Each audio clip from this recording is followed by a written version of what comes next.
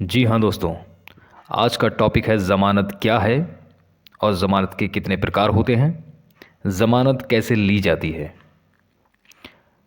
आज हम बात करेंगे ज़मानत पर। हर व्यक्ति के जीवन में कई सारी ऐसी घटनाएं हो जाती हैं जिसकी वजह से जाने अनजाने में कोई अपराध हो जाता है। कई बार तो ऐसा भी होता है कि व्यक्ति बिना कोई जुर्म किए हुए भी गलतफहमी की वजह से कानून की नज़रों में दोषी हो जाता है। और कभी कभी तो ऐसा भी होता है कि व्यक्ति को किसी रंजिश या दुश्मनी की वजह से भी झूठे केस में फंसा दिया जाता है। किसी भी केस में किसी व्यक्ति का नाम आने पर पुलिस द्वारा उसे गिरफ्तार कर लिया जाता है। पुलिस द्वारा बहुत सी परेशानी उसको दी जाती है, लेकिन ऐसे व्यक्ति के लिए कानून में ज़मानत लेने का अधिकार प्रदान किया गया है और इस अधिकार का उपयोग करके कोई भी व्यक्ति ज़मानत प्राप्त कर सकता है। लेकिन अपराध की गंभीरता को देखते हुए कई बार ऐसा होता है कि ज़मानत नहीं मिलती, क्योंकि कुछ अपराध ऐसे हैं जिनके लिए ज़मानत की व्यवस्था नहीं की गई है। अब हम बात करते हैं कि ज़मानत होती क्या है। जब कोई व्यक्ति किसी अपराध या गैर अपराध करने की वजह से पुलिस द्वारा कारागार में बंद किया जाता है, कहने का मतलब यह है कि जब किसी अपराध की वजह से पुलिस उसको व्यक्ति को गिरफ्तार कर लेती है, तो ऐसे व्यक्ति को कारागार से छुड़ाने के लिए न्यायालय में जो संपत्ति जमा की जाती है या जो शपथ दी जाती है उसे ज़मानत कहते हैं। न्यायालय में ज़मानत जमा करने पर न्यायालय इस बात पर निश्चिंत हो जाता है कि आरोपी व्यक्ति सुनवाई के लिए अवश्य आएगा। यदि आरोपी व्यक्ति सुनवाई के लिए नहीं आता तो बेल के लिए जमा की गई संपत्ति जब्त कर ली जाएगी। जमानत का मतलब यह नहीं है कि आप किसी अपराध से बरी हो रहे हैं। बात करते हैं कि अपराध के कितने प्रकार होते हैं। अपराध की गंभीरता को देखते हुए हमारे भारतीय कानून में अपराध को दो भागों में विभाजित किया गया है, जो इस प्रकार है। सबसे पहले हम बात कर लेते हैं जमानती अपराध की। किसी व्यक्ति द्वारा किए गए छोटे मोटे अपराधों को जमानती अपराध की श्रेणी में रखा गया है। जमानती अपराध की श्रेणी में जो अपराध आते हैं वो इस प्रकार है, जैसे मारपीट, किसी को धमकी देना, लापरवाही से वाहन चलाना, लापरवाही से किसी की मौत इत्यादि कर देना।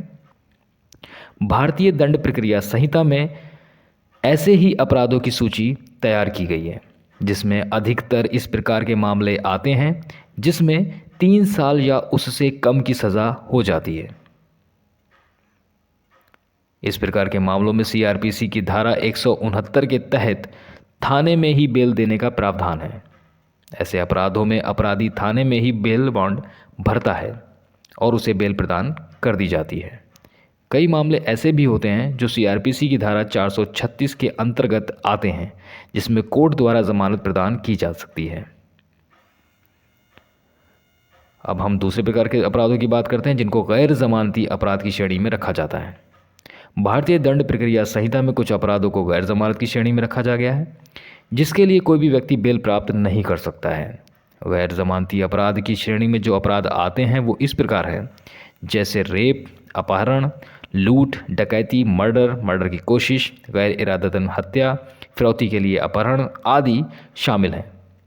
ये सब गंभीर अपराध हैं और इन अपराधों में फांसी एवं उम्र कैद की भी संभावना होती है, जिस कारण न्यायालय में बेल नहीं ली जा सकती है। लेकिन सीआरपीसी की धारा 437 के अपवाद का सहारा लेकर ऐसे अपराधों में जमानत की अर्जी दी जा सकती है। अब हम बात कर लेते हैं जमानत के प्रकार। तो जमानत के प्रकार की अगर बात करें तो हम सबसे पहले उसमें बात करेंगे अग्रिम जमानत की, जिसको हम बोलते हैं एंटीसिपेटरी बेल।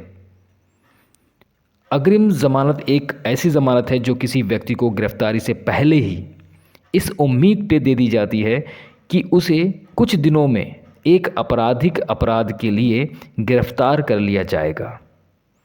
ज़्यादातर मामलों में यह उन लोगों को दी जाती है जिनके नाम को बदनाम करने के लिए उनके खिलाफ झूठे और तुच्छ आपराधिक मामले दर्ज कराए जाते हैं।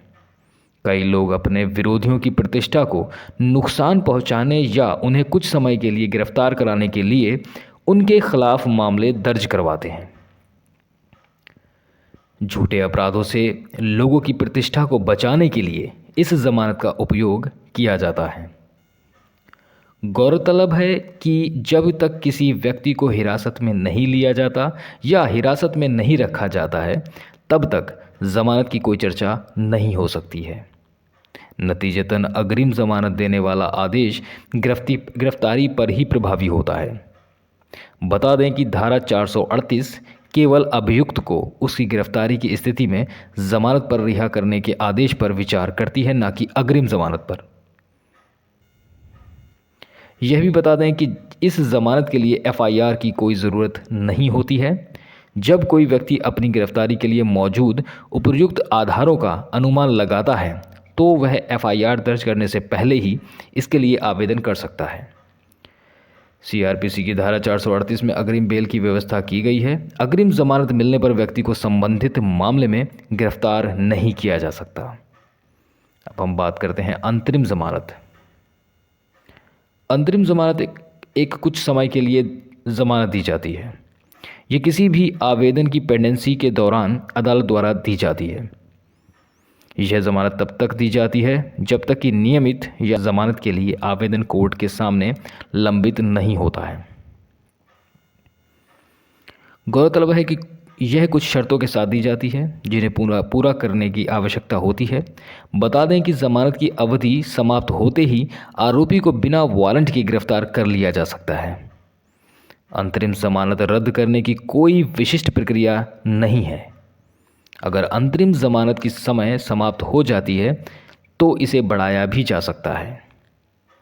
कहने का मतलब सीधा सा है कि अंतरिम जमानत जो होती है वो कहीं ना कहीं अल्प समय के लिए ज़मानत होती है, जिसे हम टेम्परेरी कह सकते हैं। अब हम बात करते हैं नियमित ज़मानत की, जिसे हम रेगुलर बेल के नाम से जानते हैं।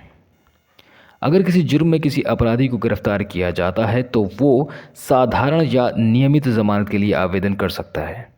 सीआरपीसी की धारा 437 और 439 के तहत नियमित ज़मानत दी जाती है। पुलिस हिरासत की अवधि यदि कोई हो समाप्त होने के बाद आरोपी को जेल भेजा जाना चाहिए। इसे ऐसे भी कह सकते हैं कि नियमित ज़मानत अदालत में उसकी उपस्थिति सुनिश्चित करने के लिए हिरासत से एक अभियुक्त की रिहाई है। जब किसी आरोपी व्यक्ति का ट्रायल कोर्ट में मामला पेंडिंग होता है तो वह व्यक्ति उस दौरान ज़मानत की अर्जी लगा सकता है और फिर ट्रायल कोर्ट या हाई कोर्ट केस की स्थिति और गंभीरता को देखते हुए अपना फैसला सुना देती है और इस धारा में अंतर्गत आरोपी रेगुलर बेल प्राप्त कर सकता है। रेगुलर बेल द्वारा आरोपी से कोर्ट में मुचलका भरवाया जाता है और आरोपी व्यक्ति को कोर्ट द्वारा दिए गए सभी निर्देशों का पालन करना होता है। अब हम बात करते हैं ज़मानत मिलने की शर्तें। ज़मानत मिलने की शर्तें क्या होती हैं? जब भी कोई व्यक्ति कोर्ट में ज़मानत प्राप्त करने की अर्जी लगाता है तो व्यक्ति को अदालत द्वारा कुछ शर्तों पर ही ज़मानत दी जाती है, जो इस प्रकार से हैं। रिहा होने के बाद आप शिकायत करने वाले पक्ष को परेशान नहीं करेंगे। ज़मानत पर रिहा होने के बाद आप किसी भी सबूत या गवाह को मिटाने की कोशिश नहीं करेंगे। ज़मानत पर रिहा व्यक्ति विदेश नहीं जा सकता। इसके साथ ही रिहा हुए व्यक्ति को अपने शहर या एरिया के आसपास ही रहने को तय कर दिया जाता है। इसके साथ ही अपराधी को कई बार प्रतिदिन पुलिस स्टेशन जाकर हाजिरी लगाने को भी कहा जा सकता है। ऐसा ना करने पर ज़मानत खारिज भी की जा सकती है। अब हम बात करते हैं बेल ना मिलने की वजह क्या हो सकती है। बेल ना मिलने की वजह क्या होती है, तो इस पर हम आगे बढ़ते हैं। कई बार अदालत में अर्जी लगाने पर भी ज़मानत नहीं मिलती है।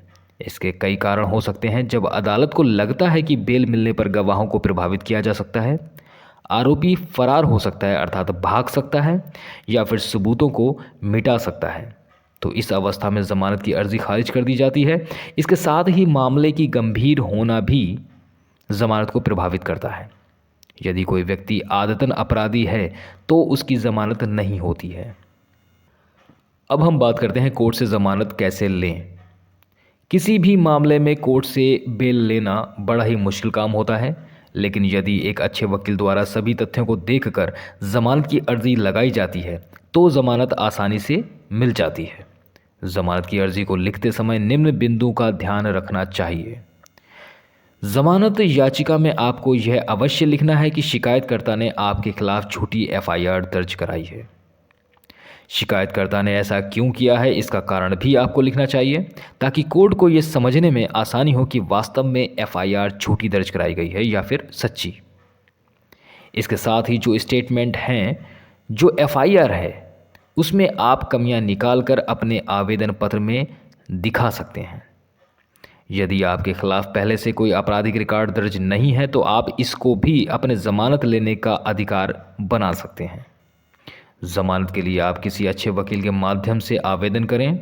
इसके साथ ही यदि आपकी ज़मानत के लिए कोई विरोध नहीं करता है तो आपको बेल आसानी से मिल जाएगी। साथ ही यदि आपने कोई गैर ज़मानती अपराध किया है तो आपको ज़मानत मिलेगी या नहीं मिलेगी इसका निर्णय कोर्ट पर ही डिपेंड करता है। अब हम बात करते हैं कि यदि आप ज़मानत का विरोध करना चाहें, कहने का मतलब ये है कि यदि आपका विपक्षी ज़मानत ले रहा हो तब आप उस ज़मानत का विरोध कैसे करें। अक्सर जोड़ तोड़ करके अपराधी कोर्ट से ज़मानत प्राप्त करने की कोशिश करते हैं या फिर बेल ले लेते हैं। तो ऐसी स्थिति में अपराधी को सबक सिखाने के लिए बेल का विरोध भी किया जा सकता है और आप ऐसे व्यक्ति की ज़मानत रद्द भी करवा सकते हैं। अदालत में आप अपने मेडिकल के पेपर साथ में लेकर ज़रूर जाएं। इन पेपर को दिखाकर आप ज़मानत का विरोध कर सकते हैं। कहने का मतलब यह है कि जब आपके साथ यदि मारपीट की जाती है या आपके साथ किसी प्रकार का कोई अपराध कारित किया जाता है तो उसके संबंध में आपका पहले मेडिकल कराया जाता है, जांच पड़ताल करवाई जाती है। तो उससे संबंधित जो भी आपके पास डॉक्यूमेंट्स उपलब्ध हों वो आप ज़मानत का विरोध करते वक्त अदालत के समक्ष प्रस्तुत कर सकते हैं। आप अदालत को बता सकते हैं कि आपको कितनी गंभीर चोटें आई हैं।